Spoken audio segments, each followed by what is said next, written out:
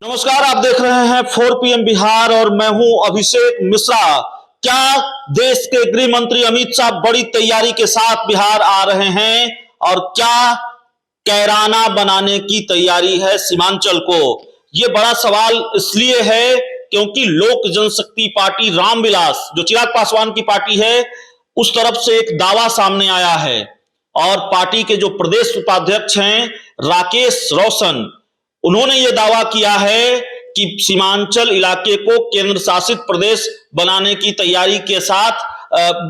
तैयारी है और ये भविष्यवाणी सच साबित होगी। ये दावा चिराग पासवान की पार्टी का है और कमाल की बात यह है कि पार्टी की तरफ से इसका कोई खंडन सामने नहीं आया है। चिराग के करीबी नेता भी हैं राकेश रोशन और पार्टी के प्रदेश उपाध्यक्ष भी हैं। दूर दूर तक इसकी कोई संभावना है और इन सारे सवालों पर बातचीत करेंगे। हमारे साथ बिहार के जाने माने पत्रकार धीरेन्द्र सर हैं। सर, ये दावा चिराग पासवान की पार्टी की तरफ से दूर दूर तक इस बात की कोई संभावना है कि इस तरह की तैयारी के साथ गृह मंत्री अमित शाह बिहार आ रहे हैं? पता नहीं, संभावना तो भविष्यवक्ता तो मैं हूं नहीं, लेकिन ऐसा जरूर है कि बिहार की राजनीतिक फिजा में ये एक चर्चा का विषय है और पॉलिटिशियन से लेके पत्रकारों के बीच में ये बड़ा डिस्कशन है कि क्या बिहार केंद्र सरकार बिहार को तोड़ना चाहती है, मतलब बिहार के भूगोल को तोड़ना चाहती है। क्योंकि ऐसा है कि बंगाल के नॉर्थ बंगाल के जिला में कुछ एक जिला में भाजपा के कुछ कार्यकर्ताओं ने अपनी मीटिंग में नारा लगाया जिसका अर्थ ये था, जिसका निहितार्थ ये था कि इस क्षेत्र को केंद्र शासित प्रदेश घोषित किया जाए। उनकी वहां पर की जो राजनीतिक समस्याएं हैं और जो सामाजिक समस्याएं हैं उसके आलोक में ये नारा लगाया गया था। इसके पहले आप याद कीजिए, बिहार के ही एक नौजवान लड़का था जिसने कहीं मंच पर से भाषण देते हुए कहा था कि अगर चिकन नेक को हम तोड़ दें तो नॉर्थ ईस्ट को भारत से हम रोक देंगे। तो चिकन नेक जो कि एक कनेक्टिंग पॉइंट बनता है भारत का रेस्ट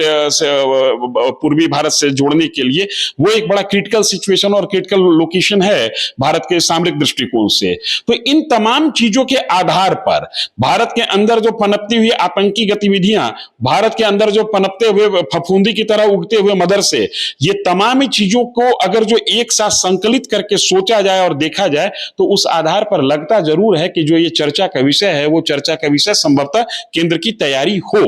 लेकिन इसमें एक पेच है। पेच ये है कि राज्य के विखंडन के लिए, राज्य के खंडन के लिए प्रस्ताव राज्य विधानमंडल दल से पारित होकर केंद्र के पास जाना चाहिए। अगर ये नहीं जाता है, जिसकी संभावना सबसे ज्यादा है, क्योंकि यहां महागठबंधन की जो सरकार है, उस महागठबंधन के जितने भी कंपोनेंट्स हैं, जो भी दल हैं, उनका वो गढ़ है सीमांचल, उनकी राजनीति का वो चारागाह है सीमांचल। हालांकि भाजपा की भी राजनीति का चारागाह सीमांचल है और नहीं है तो उसको चारागाह के तौर में तब्दील करने की कोशिश हो रही है। ये प्रस्ताव पारित करेंगे नहीं और संभवतः उधर से प्रस्ताव आएगा। लिहाजा सीमांचल को एक तरीके से राजनीतिक रूप से गर्म करके 2024 और 2025 की पॉलिटिकल रोटी, जिसको वोट की रोटी उस पर सेकी जाए, इसकी तैयारी हो रही है। अगर जो भाजपा के तरफ से इस तरीके की चर्चा छेड़ी गई है और इधर से ये चुप्पी रखी गई है, तो ये भी मान लीजिए कि इस चुप्पी में इनको भी फायदा दिख रहा है और उस डिस्कशन में उनको भी फायदा दिख रहा है।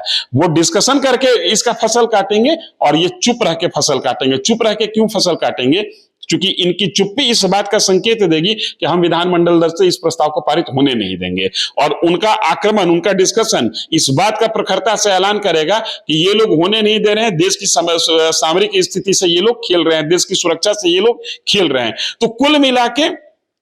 एक जो चर्चा है, उस चर्चा का आधार दिखता नहीं है इस मामले में कि अभी तक आधिकारिक रूप से केंद्र सरकार की तरफ से कोई प्रस्ताव नहीं आया और ना ही गृह मंत्री ने अपनी ओर से कुछ कहा है। हालांकि गृह राज्य मंत्री सहित केंद्र के 2-3 मंत्रियों का दौरा हाल के दिनों में, मैंने बिहार के राजनीतिक जो डेवलपमेंट हुए हैं, एनडीए का सरकार का जाना और महागठबंधन की सरकार का ना, उसके बाद बिहार के 2-3 कद्दावर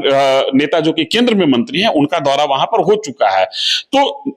अमित शाह को आने दीजिए, वो क्या कहते हैं, इसके बाद इसका मजा ज्यादा आएगा। अभी तक तो भाजपा, बिहार भाजपा के जो भी लीडर हैं वो यही कह रहे हैं कि अमित शाह आ रहे हैं और हम 2025 की तैयारी में जो 200 असेंबली जिस पर हम फोकस किए हुए, उसकी रिगार्डिंग वो बैठक करेंगे। जब मैंने भाजपा के नेताओं से पूछा कि वो बैठक तो पटना में हो जाएगा, सीमांचल में गृह मंत्री के जाने का क्या मतलब है? तब जवाब तो नहीं मिला, लेकिन जो मुस्कान थी उनकी, उसका मतलब ये निकल के आ रहा था कि शायद भाजपा उस राजनीति को फिर से खड़ा करने की कोशिश कर रही है, जिस राजनीति की आश्रय 2011-12 में नीतीश कुमार का भी तैयारी करते थे। याद कीजिए 2011-12 नीतीश कुमार ने पहली बार टॉस किया था पसमंदा मुस्लिम समाज। पहले मुस्लिम में ये होता था कि ये मुस्लिम समाज है, लेकिन नीतीश कुमार ने पहली बार टॉस किया पसमंदा मुस्लिम समाज, और उस समय से ये हुआ कि मुसलमान में जो डिप्राइव्ड कम्युनिटी है, जिसको आज तक जिसका वोट लोगों ने लिया, जिसको फायदा कुछ नहीं दिया, हो सकता है कि अमित शाह उनके लिए कुछ लेके आ रहे हो, उनके लिए कोई पर्टिकुलर स्कीम का ऐलान करें। चूंकि अमित शाह को भी पता है और केंद्र को भी पता है कि अगर इस क्षेत्र को यूनियन टेरिटरी के रूप में डेवलप करने की कोशिश होगी तो ये राजनीतिक रूप से इतना बड़ा धमाका होगा कि शायद 1906 के आसपास में जो बंग भंग हुआ था और उसके बाद जो आंदोलन उपजी थी, जिसने पूरे देश में एक तरीके से स्वाधीनता को लेकर और स्वराज को लेकर एक माहौल खड़ा कर दिया था, शायद वैसा माहौल खड़ा हो जाए। तो उस माहौल का फायदा तो दोनों को होगा, लेकिन उस माहौल के उथल पुथल को संभालने की शक्ति किनके पास होगी और नहीं होगी, ये तो भविष्य तय करेगा। एक सवाल जो हमारा है वो यह भी है कि क्या आपको भी यही लगता है कि बीजेपी ने कह दिया 200 सीटों पर भारतीय जनता पार्टी की तैयारी है, 200 विधानसभा सीटों पर, और उसके लिए अमित शाह बिहार आ रहे हैं, बीजेपी के बड़े बड़े नेता आ रहे हैं, और सीमांचल से मिशन बिहार की शुरुआत है। मामला सिर्फ इतना ही है बीजेपी के नेता अगर ये कर रहे हैं, दावा कर रहे हैं तो, या वाकई 2024 को लेकर बड़े प्लान के साथ अमित शाह आ रहे हैं? देखिए, सीमांचल से सबको ऊर्जा मिलता हुआ दिख रहा है। सीमांचल आरजेडी का गढ़ हुआ करता था और ओवैसी ने उस गढ़ में पिछली बार सेंध लगा दी थी। सीमांचल से भाजपा के पास भी 8 सीटें हैं, हल्के में भाजपा को भी नहीं लिया जा सकता है, या 8 नहीं कुछ कम होगा संख्या में, लेकिन सीमांचल में रेस्ट मुस्लिम जो वोट है उस पर भाजपा का एकाधिकार है।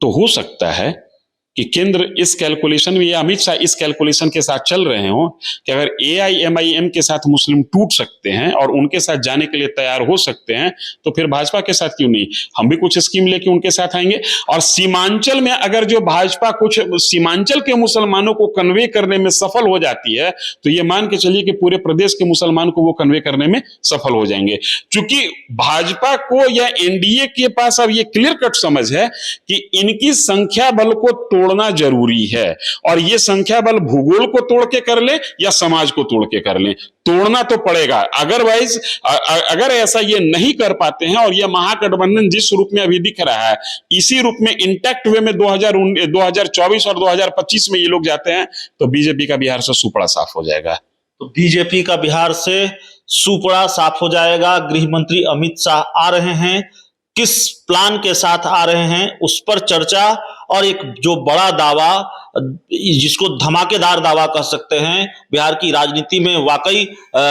धमाका हो सकता है जब अगर ये दावा सही साबित हुआ, लेकिन इसमें अपना कुछ पेच है, और जाहिर तौर पर विधानमंडल की सहमति जरूरी है। अगर आपको किसी राज्य को अलग करना है, तमाम तरह की चीजें जो धीरेन्द्र सर ने बताई हैं, तो बिहार की राजनीति में आगे आगे देखिए क्या क्या होने वाला है। बहुत वक्त नहीं रह गया है, इसी महीने गृह मंत्री एक बात और है, ये छोटे राज्य की जो कॉन्सेप्ट है, जो हर राज्य छोटा छोटा हो, कुछ देर पहले मतलब महीना दिन या 1.5 महीना बीत रहा होगा, हम लोगों ने सुना कि उत्तर प्रदेश को भी 2-3 टुकड़ा करने की तैयारी हो रही है। तो एडमिनिस्ट्रेशन, सुरक्षा, ये 2 मुद्दे ऐसे हैं जहां पर लगता है कि तोड़ फोड़ के जरिए पॉकेट्स में डिवाइड करके राजनीति भी की जा सकती है और शासन भी किया जा सकता है। लेकिन मैं फिर कह रहा हूं कि अभी ये डिस्कशन है, इस डिस्कशन को डिस्कशन के तौर पर तब तक लीजिए जब तक कि गृह मंत्रालय का कोई स्टेप, गृह मंत्रालय का कोई कथन या गृह मंत्री का कोई कथन